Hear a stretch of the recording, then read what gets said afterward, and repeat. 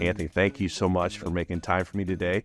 For those who haven't had a chance to meet you that are watching and listening, can you share with everyone your name, your company name, and where you guys are located? I'm Anthony with Ongaro Sons. We're located in Santa Rosa, California. Northern California. Very good. And what do you do for Ongaro Sons? I'm one of our field supervisors, so I do sales and service. Very good. Yeah, last year was all sales, though, right? Correct. And you had a very, very good year. This is your chance to brag about yourself. Well, let's see. You did $4.5 million last year? Yeah. That's outstanding. Right. That's outstanding. So that's very exciting.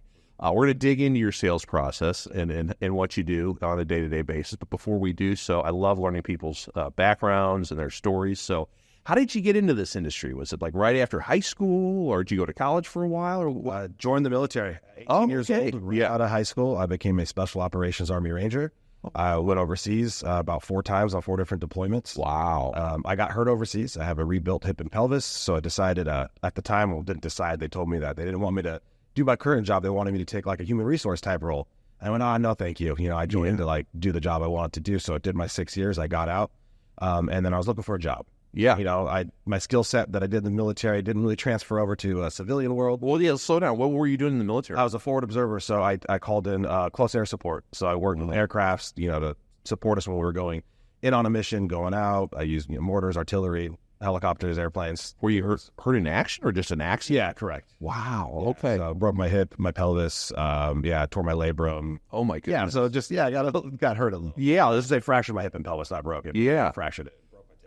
Okay, so you're like, okay, so you don't want to do the desk job, right? So, and you're a person that likes to be out and about, so you're like, okay, I got to look for my next step. Right. So, what was that next step? So, got out of the military. Father was on dialysis, so I went and I got a job at a dialysis clinic, being a biomedical technician, fixing the machines, because I've always been pretty handy and can fix things. So, yeah. From there, I moved back to Santa Rosa and was working at a dialysis clinic. And Ongaro Sons, I was actually their customer.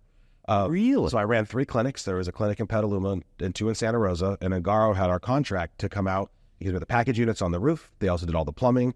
So I used to meet someone from Ongaro, like a plumber or an HVAC guy, for like 3-4 years before I ever even worked for Ongaro. Yeah. And then it was just one day, a gentleman by the name of Jim just came in one day and was like, hey, like, we're looking for vets, and we're looking for people that we can like give an iPad and say, hey, go run these 4 calls. We don't have to worry about you. Yeah.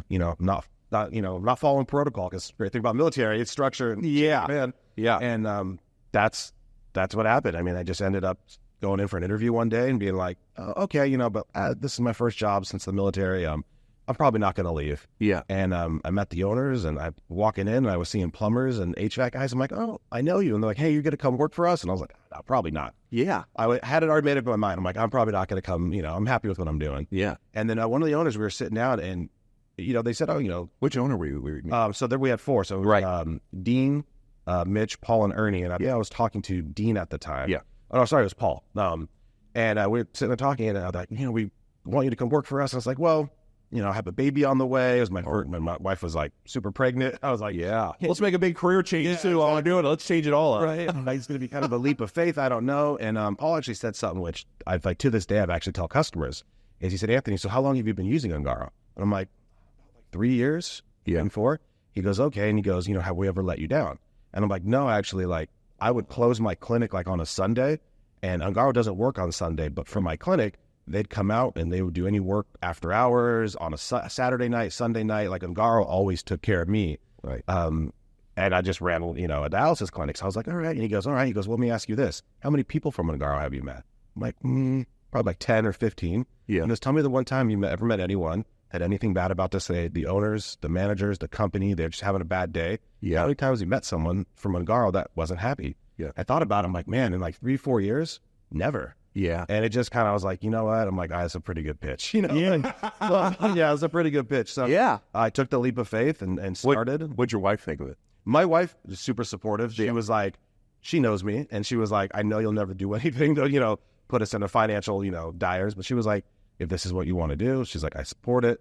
She was working at the time, but the plan was once our son was born, she's going to be a stay-at-home mom. Yeah. So this was a big, like, there was the financial, like, hey, this is maybe what you can potentially do. Sure. Doing, working in the trades. So made the jump and started off as an install helper. I was going to ask what your onboarding basically was like. So it's an install helper. Install helper. My first day on the job, actually, they sent me to what's it called? The tech class that's in Arkansas. Oh yeah. I know what you're talking about. So I sent it it's over all the way to Arkansas. Yeah. I was there for 2 weeks. 2 weeks, yeah. No idea what a capacitor was, a thermostat. While I was sitting there trying to take this class, no idea what's going on. Right. What were you thinking about at the time? Like, oh my God. I was like, I felt like the dumbest person in the room, because I didn't know. Right. I didn't know anything. And so the first class was like an AC tune-up class. Yeah. We're talking about refrigerants and Freon and superheat subcool, and I'm like, oh man, I made a bad decision. Right. And the next class, but I'm stuck here. Like I'm here. And then the next week was the electrical troubleshooting, which I already had a little history doing dialysis, like circuit boards and soldering resistors and stuff. I'm like, all right, I understand that. So came back, and then it was just on the job training. Okay. And I did install for close to a year. Yeah. And after a year, they're like, hey, based off your personality and everything, we want you actually out in the field. Yeah. Because you like to talk, and you're social. And they're like, so you're going to do a lateral move, and you're going to become a maintenance tech. Okay. And I went from being a maintenance tech to a service tech. And then July 20th of 2020 is when they're like, hey, so at Ongaro, we have comfort advisors, and then we have field supervisors. Field supervisors are just guys that have the ability to troubleshoot, diagnose, repair, or make sales. And that's where I've been since 2020. Support for this podcast comes from Trane and American Standard. The Trane and American Standard Diagnostics mobile apps are a technician support tool with many features to help technicians better install and service systems in communicating and 24-volt applications. When installing Trane and American Standard Link equipment, our latest communicating technology, technicians can connect to the equipment via Bluetooth through the Trane or American Standard Diagnostics mobile app while on the job site. Once connected, technicians have access to a dashboard of features, including real-time sensor readings, fault conditions, the ability to view or change system settings, automatic charging, and through the Diagnostics mobile app, technicians can easily configure or diagnose a Trane or American Standard Link system from the palm of their hand. For 24-volt applications, the Diagnostics mobile app guides the technician through the installation for select 24-volt equipment, providing wiring diagrams, dip switch configurations, and downloadable PDF installation reports. Technicians can access customers' diagnostics data, see active system alerts, remotely connect to select smart thermostats, access a refrigerant calculator, and search the Trane American Standard residential product literature. This is one tool all your technicians should have. Trane and American Standard Diagnostics mobile apps are available for download in the Google Play Store or the Apple App Store. How long was that learning process and how to sell? How long did that take? I mean, I'm going into year 4. Yeah. And I feel like last year, I felt like any customer, any objection, any situation, I felt confident. Yeah. But I would say at least, 2 years of just doing it every single day. Yeah. And calling, my peers and listening to podcasts and books and Yeah. What was the hardest part, you think? Learning how to sell. Was it a confidence thing? Was it the mechanics of the call? Like what finally clicked?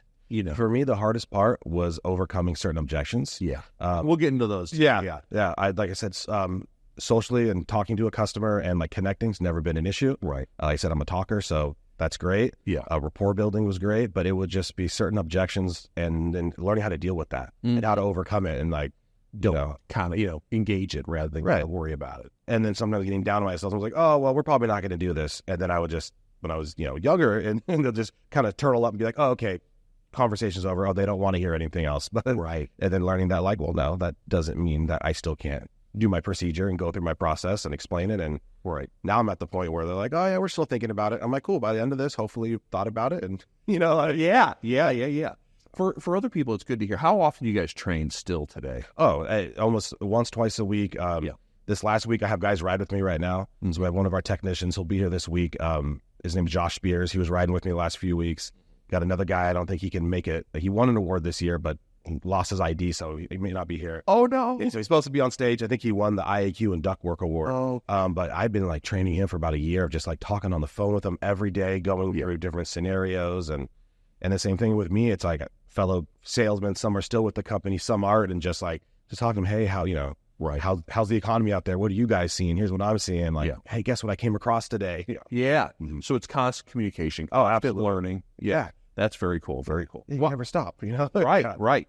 So I'd love to learn your process. I want to dig into that. So you said, mostly you're going to opportunities where you're going to sell something, right? So when you get dispatched to a call, how do you get your headspace right? Like, for example, let's say you went to a call and someone just ain't buying, right? One of those stubborn calls, it's very easy to get like down on yourself, right?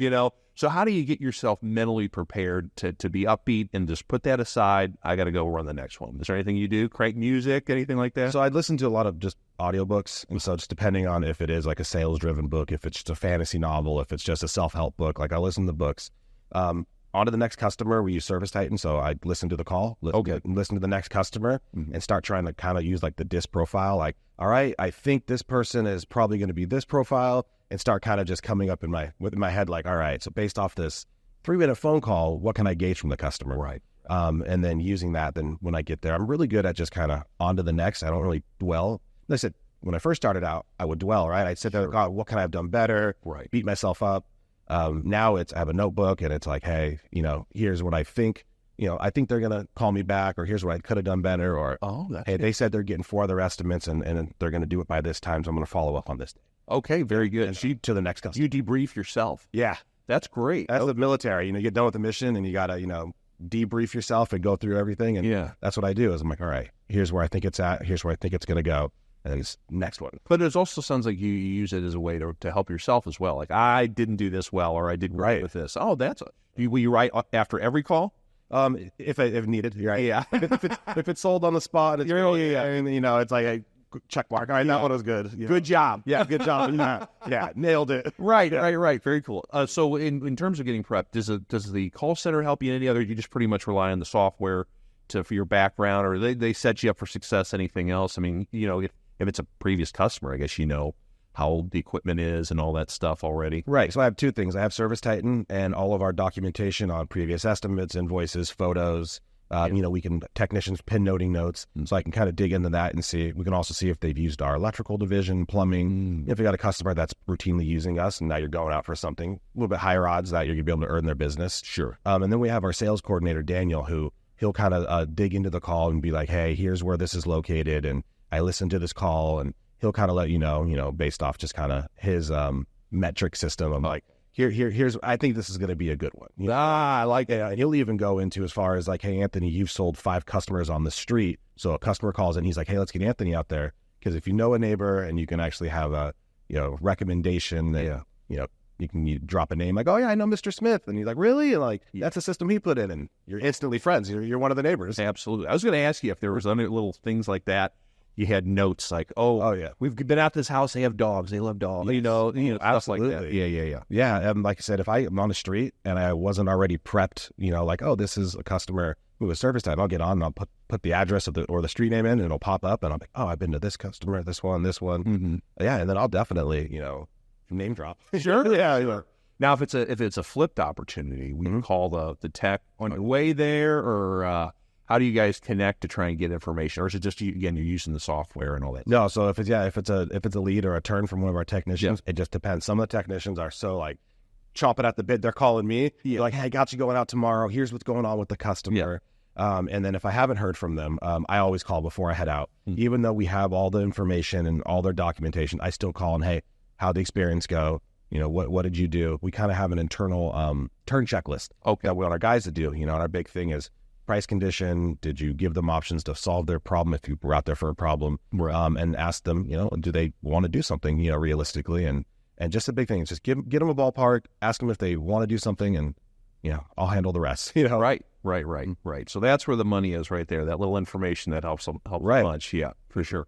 All right. So you go to, you knock on the door, they open the door, they let you in. That's such a critical point of the call. Right. So how do you immediately try to make a connection with a homeowner? Are there certain questions you like to ask to break the ice, or what's your routine? So the first thing I do, and I learned this from a book that I listened to, was The Secrets of Question-Based Selling, is I ask the customer, how can I help you today? Okay. Because I'm getting them to tell me what they want. And sometimes you get a customer that'll say, well, I already called in. I already told the dispatcher that. Yeah. I go, oh, I know, but sometimes we don't always get everything correct, or sometimes, I just want to hear it from you. How can I help you? Yeah. Some customers like, oh, and they really go into it. Oh, I've been hot. I got a baby on the way. We need to add AC. I'm like, oh, cool. Perfect. You have a baby on the way. I got a 12-week-old daughter at home. I got an 8-year-old son.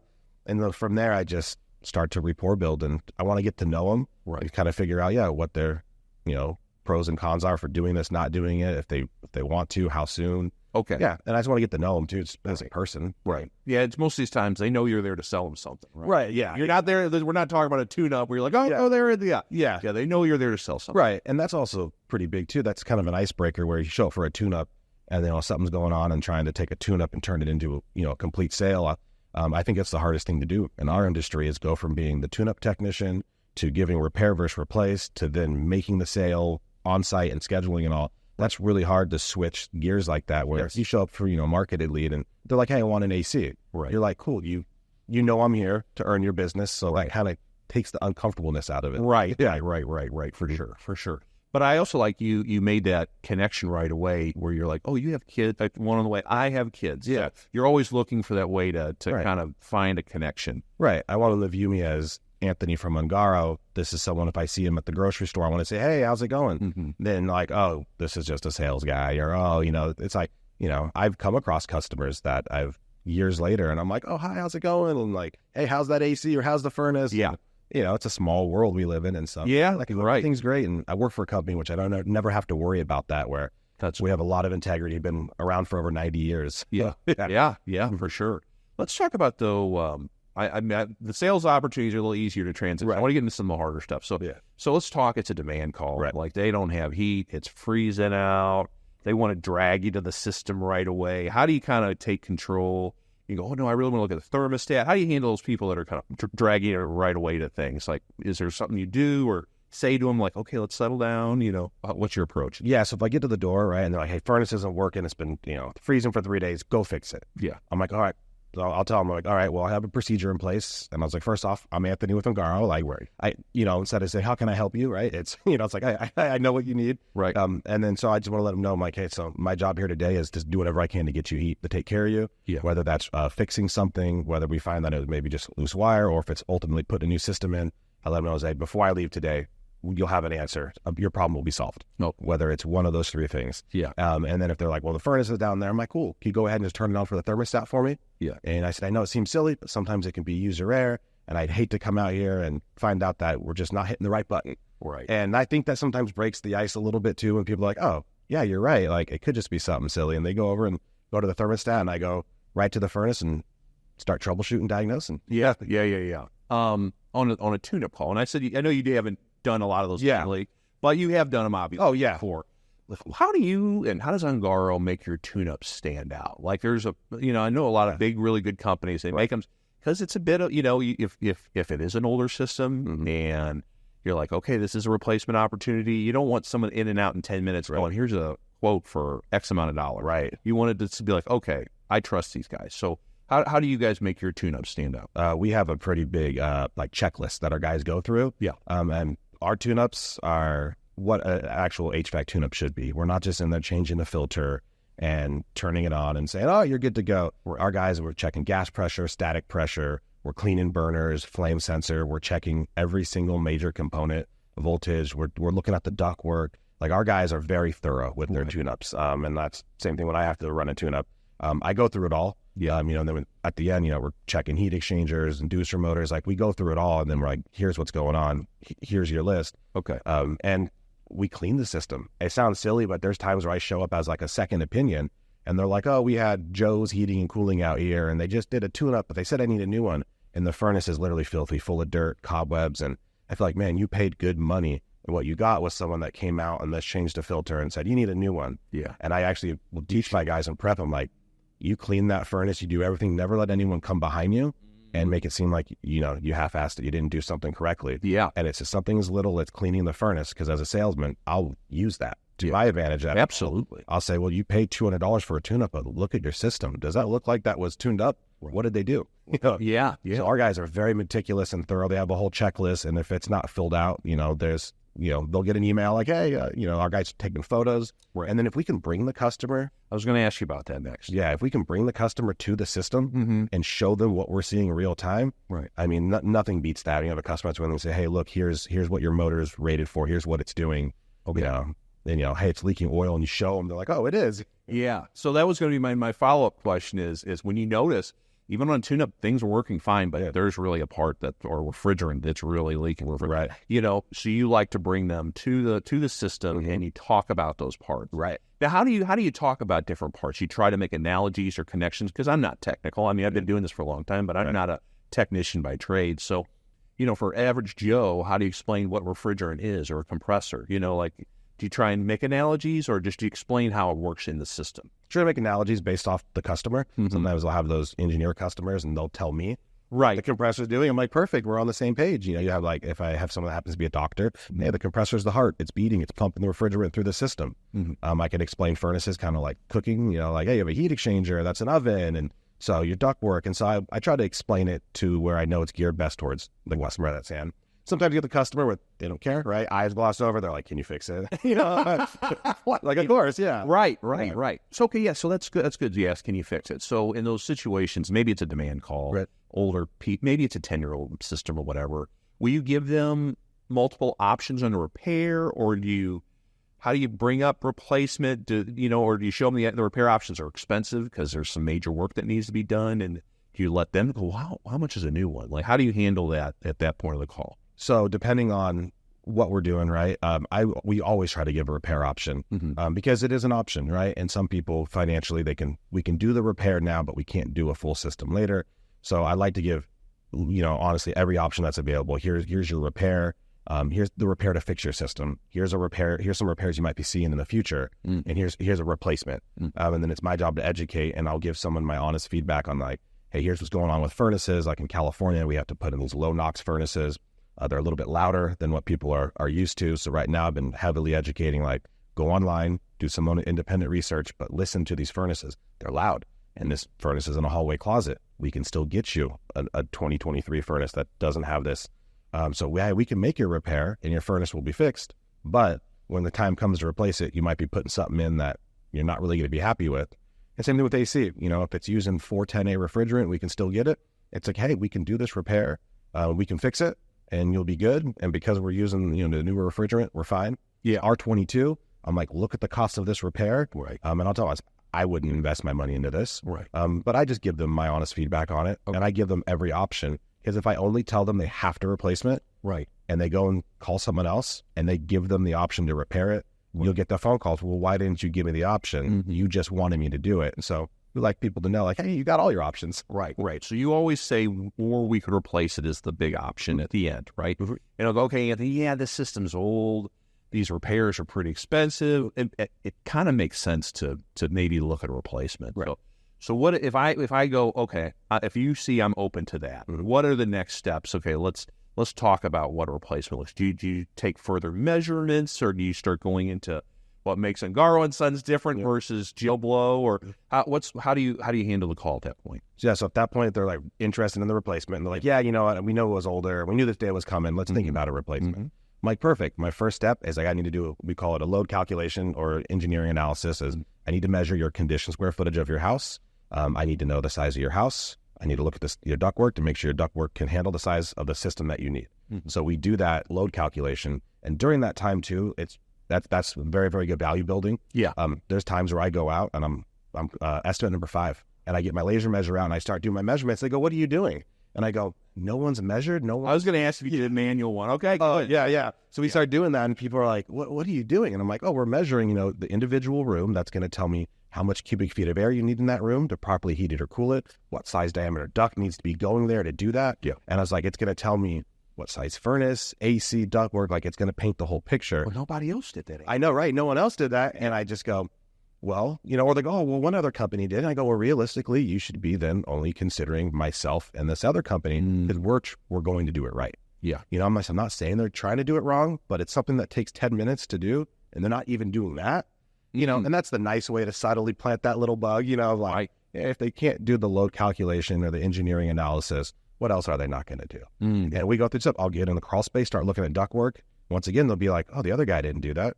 I'm like, well, sometimes you just have people that are just salesmen that never were technicians. Sometimes they don't understand why the ductwork's important, Right. So I'm in the crawl space, crawling, looking at the ductwork. Sometimes you find, oh, it's disconnected, or you find a hole, and like, oh, the other guys didn't find it. Right. Yeah, because you guys are all flexed up, right? Yeah, we're flexed up. Yeah, so there's holes, or it can all crushed, all sorts of stuff. Exactly. Right. And we have what's called HERS testing. We actually have an air leakage test that California requires. Okay. So it's like a less than 10% leakage rate. So we can't just put in a furnace and AC and leave your ductwork in shambles. It won't pass that test, and the inspector will never come out. Okay. Yeah, it's a California thing. When I'm here at these conventions, people would be like, what is that? Yeah. I'm like, yeah, that's really different rules that we have. Right. But I bet when you're under there and you see that, you're taking pictures. Absolutely. Going, hey, did anyone tell you that your ductwork's crushed or has a hole in it? And they no. Right. So it's another way you differentiate. Exactly. Very good. Are there any other things you're asking or saying while you're doing? Yeah, I start asking first, timeline. Oh, we want to do this 30 days, 3 months. I want to figure out what their timeline is. Mm-hmm. Because if they realistically tell me, hey, I want to do this in like a year.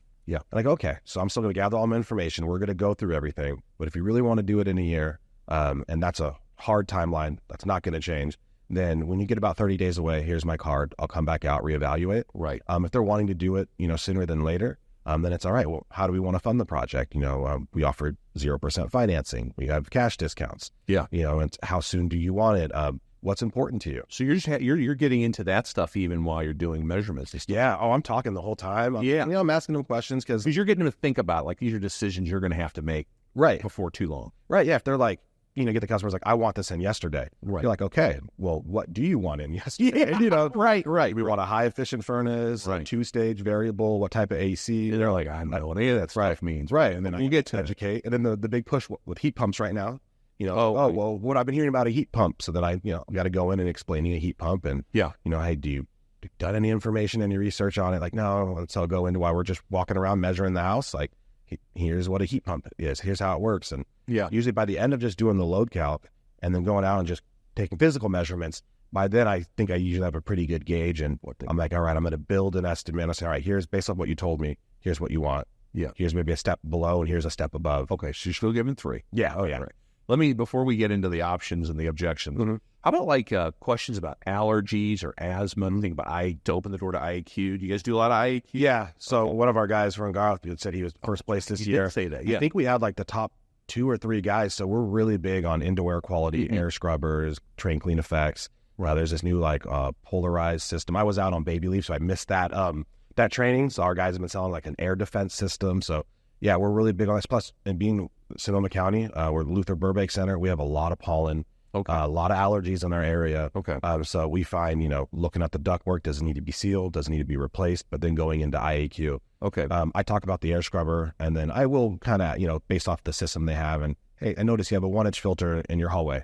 Does that work for you? Would you like a 4-inch filter at the system? Would you like some type of air purification versus air filtration? So how do you, so most people aren't going to know any of that stuff. And so when they go, what does that mean, Anthony? How do you explain to them in a way, like what's the difference between those different filters and what is all that stuff? Like, can you give me a little spiel on how you educate people? Yeah, I'll say, purification and filtration are separate. Purification, I say it's like indoor air, quality of sanitation is, we got products that remove mold, mildew, virus, odor, bacteria. I'm like, that's cleaning your air. That's not breaking down like your pollen. That's not, capturing the particulate matter. I'm like, then you have your filters. That's what they do. You can get the little 1-inch filters, which you should replace them every 3 months. Not the greatest. Go to a 4-inch filter. I start talking about paper filtration, and then I'll move into like, hey, if you are really serious, we have electronic systems that, and like just kind of break down how to the electronic system, Anthony. How do you explain to people how much better that is? So the Trane clean effects. I'll say, hey, that has a HEPA filter on it. So it has your first pre-filter, which is kind of your equivalent of like a little 1-inch paper filter.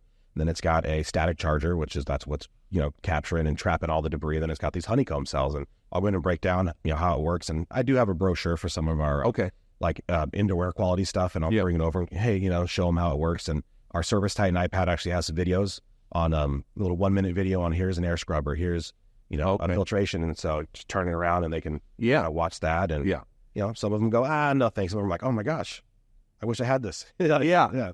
But I have an air scrubber in my house, and I really do. And so I tell people, I'm like, I love it. Yeah. Like I got dogs, cats, a little kid, and My wife even knows she's cooking, broccoli and salmon, and the house kind of starts to have that smell. She'll just go turn the fan on. And it's like we start eliminating that odor. See, so that's where you make the connection. Yeah. Oh, now I see what it does. Yeah. Okay, so that all happens while you're doing measurements. You're talking about that stuff. And so that way if they're interested, we're going to build that into the option. Okay, correct. Support for this podcast comes from Shubee. Keeping your client's floors clean can be a hassle, but it doesn't have to be when you use Shubee's high-quality shoe covers and surface protection products on every job. Our products are specifically designed to showcase your professionalism at a minimal cost per job. Made from strong, durable materials that won't rip or tear, our products ensure maximum protection. We know that your time is valuable, and that's why we make it our mission to provide you with the tools you need to get the job done quickly and efficiently. So why wait? Visit www.shubee.com to check out some of our great products and use code SC10 to get 10% off all Shubee products. Support for this podcast comes from Dynamic Air Quality Solutions. Since 1982, Dynamic has been the leader in designing, manufacturing, and distributing IAQ products to the commercial and residential markets through authorized HVAC contractors. CertainPath members receive the exclusive value of the Clean Air Defense System private label to drive your brand in the market you serve. Our commitment starts with support. We provide you with world-class industry-leading technical and communication training, face-to-face and online. Become a Clean Air Defense System indoor air quality partner and dominate your market. Visit worldclassiaq.com for more information. Let's get into the option part. You said you come up with 3 options based on those conversations that you've had. Do you like to sit down at a table to go over them, or is it a stand-up thing? Kind of talk about procedurally how you handle that. If the customer will let me, I love to sit down with them and just review. And I'll ask that. Yeah, I'll say, because some people get uncomfortable with the presentation part. When we get to the point to go with the estimates, sometimes you'll start getting the customer, you see they start to kind of back away a little. Sure. And I'll ask them, I say, would you like me to go ahead and do the, sit down and go over these options with you today? Right. Would you like me to call you a little bit later? It's a better time. Or if the customer's like, yeah, I'd love to sit down. We sit down and I'm like, all right, here's what I built. Here's what you told me. And I just go through from there. Right. If I have this at the customer that's like, yeah, I still need to talk with my husband. Okay, cool. Talk to your husband. Here's my card. When can we get back on the phone? And Zoom's great. Yeah. Is that right? Even coming back out when we have everyone there to say, honestly, because here's what I built. And that sometimes works out really well if I'm going back, because then I've really had, a couple days or an hour or whatever to fully have every detail lined out on every single option. Right. And do it that way. When do you talk about what makes you and Ongaro different? Like, especially if it's a marketed lead and you're number 3 coming in, is it before you get into the options, or is it way earlier when you first got in the door? You talk about what makes you guys great, what makes your guarantees and warranties better and all that. Like, when do you kind of talk? You have the sales pitch about you guys. So at the door. So when I'm, how can I help you today? When we start getting into it, I'll also usually ask, if I've noticed, even if I know they've used Ongaro before because I've seen it on Service Titan, I'll ask, have you ever used Ongaro Sons before? And now, so we've been around for forever. So a lot of the time, if they haven't ever used us, they'll say, I've seen your trucks. I go, yeah, we have over 90 years in business, about like 140 employees. We got like 80 trucks on the road. Yeah, a lot of people see us, or if they're like, my neighbor, Mrs. Jones said, she's used you before. I'm like, okay, perfect. Well, awesome. Let Mrs. Jones know. Thank you for the referral. If I'm end up earning your business today, I'd love to give her a free membership just as a thank you. And then I'll go into the warranties and guarantees. That's usually towards option building. Right. But the talking about Ongaro comes at the very beginning. I'm like, okay, how'd you get our number? Because if they're like, I just looked it up online, I'm like, all right, well, let me tell you a little bit about our company. Okay. I want them to know that, we're family owned and that we do plumbing, solar, roof, everything that we do. Yep. Yeah, that way. And, a lot of the time, I've been the customers where I remember when I was younger, like doing tune-ups and being like, oh yeah, we need to, I noticed you had like, water heater was leaking. Yeah. And they're like, you do plumbing? It's like, oh yeah, for 100 years. Right. Sometimes people don't know we have the other, departments. And so I just ask them, figure it out how they got a hold of us, and from there I build off it. That's cool. Very cool. On those options that you built out, what generally, what differentiates your best option from your third option? Are there certain, Is it again the warranties, guarantees? What's the biggest differentiator? It's usually bells and whistles. So our warranty is the same from your entry level to the most expensive system you get. We give a lifetime craftsmanship warranty. We're 100% satisfaction guarantee, and almost all of our equipment is a 10 and 10 or a 12 and 12 when it comes to the warranty. Mm-hmm. So really, when you're going up on the options, it's usually, am I going from a single stage system, a 2-stage, a variable speed, a fully communicating? Am I adding a zone system, or am I adding an AC?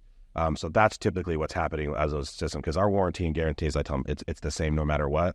Mm-hmm. So you're not buying, like, if you go with the entry level system, you're not buying a bad product with a bad warranty. It's still a great brand, great product, great warranty, installed by the best. It just doesn't have all the fancy bells and whistles like a car. Yeah. What was that, a lifetime? What was that guarantee again? So a lifetime, we do a lifetime craftsmanship. Okay, what does that mean? So we put in air conditioning in. We run your line set, and then we have to put some couplings on, and we need to braze those on. Well, if those, that where we braze that joint, if that ever leaks, and now you're low on refrigerant, we're not coming out and, be like, oh, we know that maybe we didn't braze that all the way. We're not charging you for that. We're coming out and saying, hey, we'll pump the system down, do a complete, triple vacuum, or pull the refrigerant out, pressurize it, find the leak, fix the leak, reintroduce refrigerant, the whole thing, $0, because that's on us. Yeah. If a flue pipe starts to leak, it's anything that's non-motor bearing that we know that we did. It's, it can be a new homeowner, but we have the record that we installed the system, come out and fix it. Yeah. That builds a lot of value. I was going to say, I bet that differentiates yourselves quite a bit. Yeah, I've been to customers where they just bought the house and they called us because a previous technician put their card on the furnace, and they're having an issue, and we're like, oh, this is actually this is a leaking flue pipe, and it's, come on, we fix it for free. And they're like, I never used you. I called you because your sticker was on there, and you came out and just fixed this for free. We're like, well, yeah, because this is craftsmanship. Yeah. And that right there, they're like, oh, wow. And I'm like, yeah, would you like to get on our membership? Oh, yeah. Yes, that's what Anthony. Yeah. Right. And our warranty is transferable too. So, but still, and I'm like, oh, did you know it's transferable? Yeah. All you got to do is have the old homeowner say that they sold the house, and we'll transfer everything in your name, and I'll give you a free membership, and we'll be out the next year doing a tune-up. Yeah. Oh, that's great. Yeah. I mean, it's a great way to differ. Is that when people ultimately, is that what different, they like you, and when they have that peace of mind, is that why people generally will move forward with you feel like? Yeah. And because of my company and just the standing that we have in the community, that right there is usually the one leg up I have on almost any competitor. Is nobody has family owned almost, over 90 years with the size of company that we have.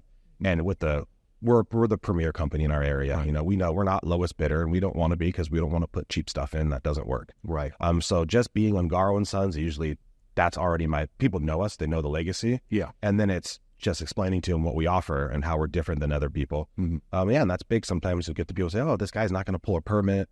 It's a 1-year warranty, but you're like $4,000 more. And I'm like, I should be, because I'm offering more. Right. I know I got a better product, better warranty, better company. I'm like, I should be, Yeah. And sometimes people get taken back by that. They're like, oh, you're not upset that I'm saying you're more expensive. I'm like, no, I should be. For what we're offering, like, I should not be the same price as that guy. I love that. And, some people will be like, all right. Yeah. I'm not discounting it. Yeah. That's great. Do you guys do a lot of? It's not, you brought up financing before. So when you present those 3 options, do you present them at a finance price as well? I'll ask the customer before I do the estimates. Are you interested in financing? Yeah. How would you like to fund this project? Okay.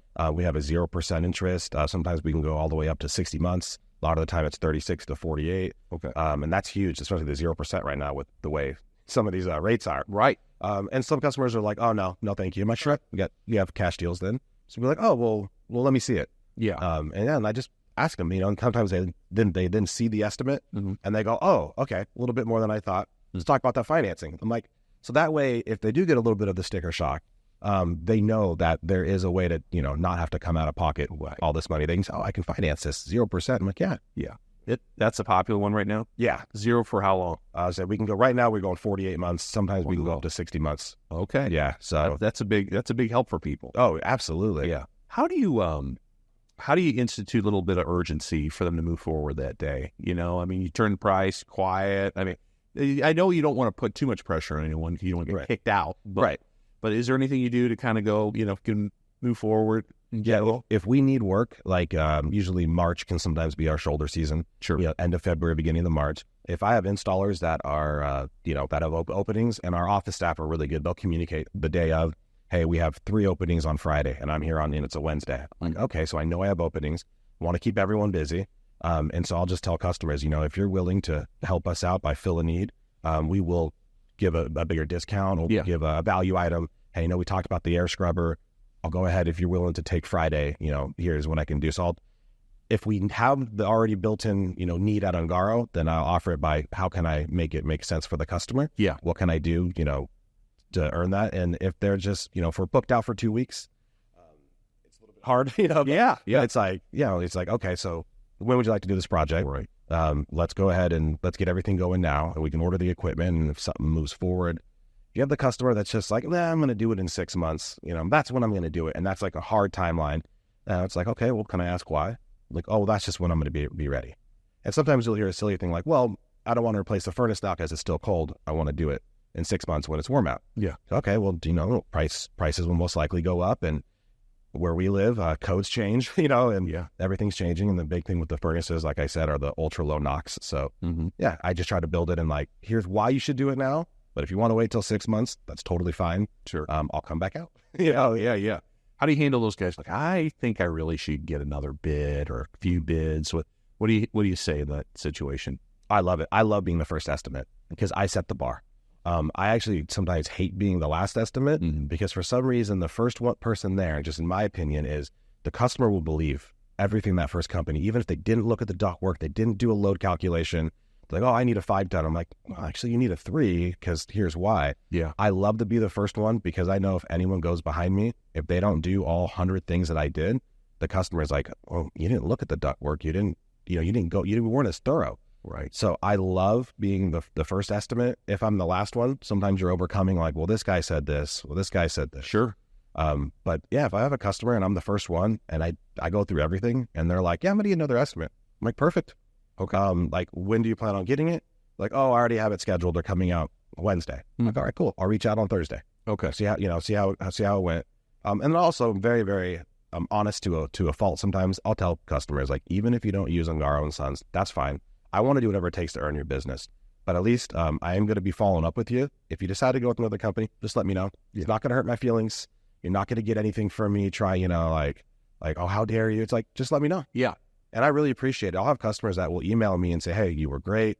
We went with a different company. And then I'll ask why. Yeah, I was going to say. Yeah. They say. I say, hey, I'm constantly trying to grow in my career and get better. And I'd like to know why, why not me? Why not Ongaro Sons?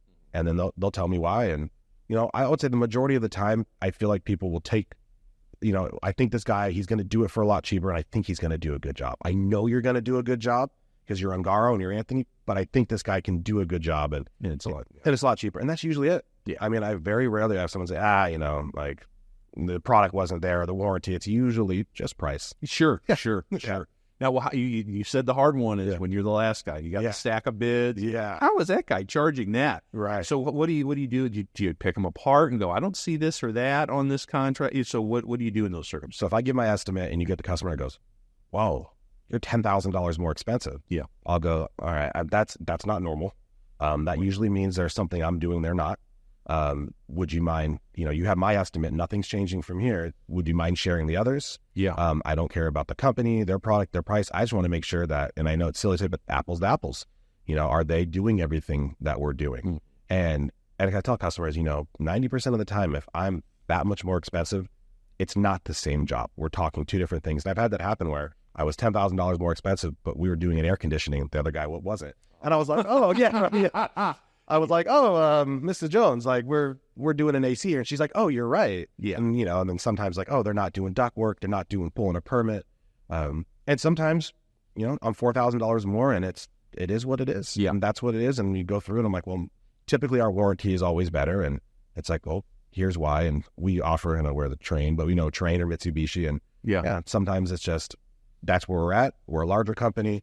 I'll never be able to compete with a 5-man shop when it comes to sometimes price. Yeah. But nobody beats Ongaro with, you call us, we're there. Said we have 150 employees. Right. You have an issue, we're there. We're not going out of business anytime soon. Right. Our 4th generation owners just took over a few years ago. Like, we're here for the long haul. We're here for the whole warranty and for that lifetime guarantee on the craftsmanship. That means a lot. Yeah. Right. In today's age, when I started, online, equipment prices weren't all over the place. Oh, yeah. So how often do you get that? Like, wait a minute, I just saw this. I can get this for this. Every day. Okay, yeah. So how do you manage that? Just letting them know that, like, what you read online isn't always true. Yeah. I've had customers quoting me an article from Michigan from 10 years ago. I'm like, we're in Northern California. That was 10 years ago. Yeah, 10 years ago and in Michigan. We've never been Michigan prices, right? So, there's other websites out there which a little bit misleading. And I'll tell them, like, oh, was it this website or this one? And like, well, how do you know? And I'm like, because I do this every day. Yeah. And I was like, sometimes these are companies claiming, well, not companies, but it's more of just a website claiming wholesale direct. A lot of time it's an older product, or it's not even the product you want. I had a customer actually go through an online, like, well, I'm just going to see what happened. And the item and product he bought, which he thought was a Mitsubishi mini split system, wasn't even that. And it's like, I tell people, you just got to be careful online. Yeah. Because it's not, you can be reading an article from other parts in the world, and California is different from Texas, from Alabama, from New York. You have different regulations, codes.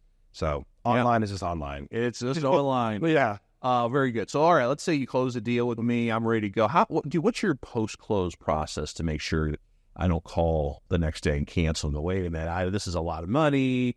Well, how do you make me feel warm and fuzzy before you're out the door? I mean, this is, again, it's a lot of money, but is there a certain routine you have? Well, yeah, if I'm closing out a deal, usually at that time, the customer, I'll ask them, is this something you'd like to proceed? Would you like to go ahead and get this scheduled?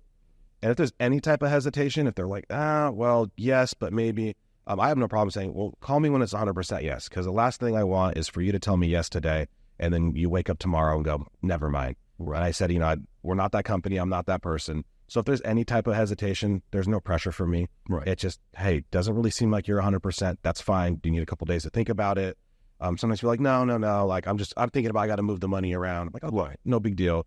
If they say yes, they're on the spot, we call our install department. We schedule a pre-site. We actually have project managers that come out before we do anything. They double check all my notes, all my measurements, make sure that everything can be done. That's also really big for the customers. And I explain that. I was just going to say, that sounds like a really good selling guy. Oh, yeah, because that's the other thing. It's like, well, how are we different? Well, we have a project manager that's going to come out. He's going to order the parts, the material. He's going to go over the scope of work, make sure Anthony said, I'm moving thermostat from this wall to this wall, make sure, hey, is that true? And where do you want it? So our project managers are great because they go through pretty much the whole process again. Yeah. And at that point, too, the customer, if they have any type of reservation and they're like, you know what, I'm really not ready, that's fine. That's, right. But yeah, if the customer is saying, I'm ready to go, we get the pre-site scheduled, and the girls will schedule their install date. And then at that point, they have my card. When they meet the project manager, they have the project manager and then the girls in the office. Yeah. I said, you always, no one's going to never have a cancellation. Right. But I would say from, 1 year of doing it, 3 or 4. Yeah. And I usually find out it's when it's siblings or someone else getting involved. Oh, yeah. Like, hold on, we weren't really ready. Okay. Yeah. That's fine. And then it's usually a couple days later, they're like, okay, we're ready. Right. I forgot to ask, so you make that one call back. So, okay, I'll call you back. If they didn't close, I'll call you back in 2 days or whatever. At that point, and they say, I'm not sure, or I'm still thinking about it, will you say, can I call you again in a week or whatever? Or does it go to the office to manage it and you go, I got other opportunities to chase? What do you guys do? It stays with me until, unless we have like a sales coordinator, unless I turn it over like, hey, I'm really busy. Can you handle this one for me? But for the most part, I'm calling the customer. And if I know it's not a yes there, on the spot, so I'm going to follow up on usually within 2 or 3 days. Okay. Is that okay? When's a good time? I'll set that expectation and I'll set that appointment. If I talk to them, like, we still have some questions. I'm like, okay, perfect. Go ahead and I just need a couple more days.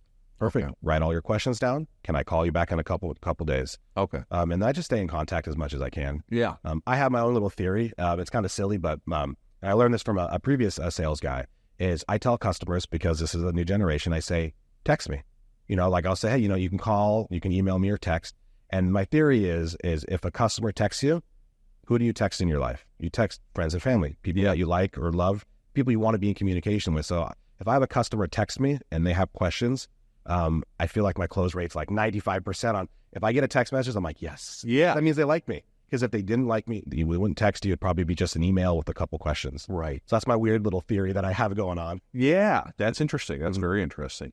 For something I forgot to ask about earlier, but I know you had us, well, not you specifically, but Ongaro Sons had has had us out, CertainPath out to do training. Yeah. I think Andrew did some training. Yeah, what was that training like? Well, I mean, how much was that beneficial to have that outside? And you've sat in the online course with Esty. So what's that training been like for you guys? It's great. It's great because, it's good to see and hear a different approach and different ways to do it. Yeah. And also just being able to bounce your ideas off someone else that's sometimes in a totally different climate, environment, process, procedures. Like, hey, Andrew, so I'll typically say it this way. And he'll be like, oh, well, I'll say it this way. You go, oh, wow, okay. Right. Like, that's cool. And you can start to merge different views and ideas because everybody at Ongaro kind of does it the Ongaro way. Right. But bringing in someone else and then just talking and having that open line of communication, it's great. Yeah, we love it because it's like, oh, Andrew, it's like, hey, I'll say it this way. And we'll be like, okay, well, what if you tried doing it like this? You're like, that's right. And sometimes it seems silly. You're like, oh, I never thought about that. But it's another tool in the whole thing. Oh, absolutely. Yeah. This isn't your first expo, is it? You've been? No, this is my fourth. You're okay. Yeah. So you've been to Gala before. So what's that like? This big showcase where you get to be recognized for all the great success you have. It's pretty cool thing. Oh, I love it, and it's great. Ongaro Sons, they pay for it all. They're proud of us. I think this year we're bringing from the HVAC division 7-8 people. Yeah, we have plumbers, electricians. So Ongaro gets to show us off. Right? They're proud of us. They get to bring us, our families. And it's nice to work hard and to get recognized at the end of the year and like, hey, this is what you did, and here's how you kind of stack up amongst your peers. And it's really cool seeing guys that I only see once a year. And there's this one guy. He looks like a famous singer that I know. Okay. And I usually kind of sit next to him. And so once a year, I'm like, kind of my joke with him. I don't talk to him. I'm not friends with him on Instagram. Is that right? But I see him at the expo. And we usually sit within a couple chairs of each other. And I always see head nod. Yeah. And it's really cool. And it's silly, but it's awesome. Yeah. And like I said, Ongaro gets to show us off. Right. Yeah. That's very cool. Very cool. Just kind of wrapping up, what advice might you have for people watching? Because we get a lot of non-members that watch this. Or we'll get newer technicians, newer salespeople. What advice might you have to them, for them to how to be successful, how to sell $4.5 million in a year? What advice might you have? Be a master of your products and your procedures. I think some of the best people are people that started off from being installers and worked their way up. Because when you can explain to a customer how to take apart a system, rebuild it, and explain why something's broken and why they should replace it, that's huge. It builds a lot of value compared to someone that just goes, well, you should put a new one in. Right. And so I think, understanding your trade and becoming just the best professional you can, and then never sacrificing on your integrity. I don't believe in, misleading customers, lying, anything like that.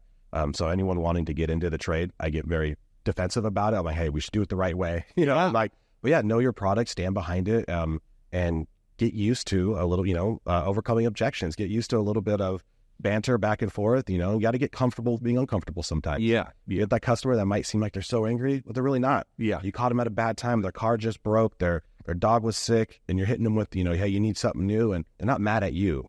They're just mad at what's going on. You got to not take that personal. Sure. How did you learn that? That's a tough skill to learn. It just came with experience? Yeah, I guess that just came with not taking it personal, because that's what I do in my normal life.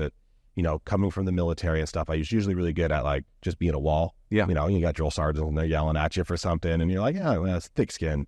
Then when I got out of the military and I became a father, I became a little bit more it's not honestly sensitive, but a little bit. Yeah, a little chink in the armor, right? Right. And so to get customers, it took me a while. Even on tune-ups, they'd get really upset, and that's where I had my management and my general manager Nick Hartman and stuff just being like, man, this guy was mad, and then him just explaining well, maybe he wasn't mad at you, right? And then there was a situation where he even reached out to a customer once, and it was this guy had a lot going on. It wasn't you, and it was just kind of dawned on me I never thought about that. We all have stuff. Yeah. And so you just got to get used to a lot of the time people aren't mad at you. Yeah. Stuff going on, just you got to get used to it. Yeah, that's right. That's right. Last question is, what motivates you to do the best job you can every day, every call? My family and Ongaro. I mean, my wife's a stay-at-home mom, so we have 2 kids. So I go out, I go to work every day, and I love what I do. I love with a passion. No one ever says Anthony was there for 5 minutes and didn't say a word. That's not me. A lot of the time they're like, wow, yeah, we talked for 3 hours. Yeah. And then he went to go fix the problem. I know I love what I do. I love the company that I work for. And I know, we have integrity. We believe in culture. We have just a really good team. And so, yeah, I wake up every morning and it's not like I got to go to work. It's I get to go to work. Yeah. I get to go to work. I get to meet 4 different people, you know, at different walks of life, different experiences. And I've met people that I've known. I've met, you know, some famous musicians and like, yeah, it's just really cool. I love what I do. That's very cool. Yeah. So it was a good decision to make that jump. It was the best decision. And I've been forever thankful. And I got to tell customers, I'm like, man, I was a customer and I took that jump. And I'm like, I've never been happier. Yeah. Awesome. Yeah. Well, Anthony, thank you so much for your time. I really enjoyed chatting with you today. You too. Thank you so much. Support for this podcast comes from Synchrony. Are your customers reluctant to share their personal financial information with your sales team? Help eliminate any customer concerns by allowing them to apply for financing using their personal device with Synchrony's direct-to-device technology.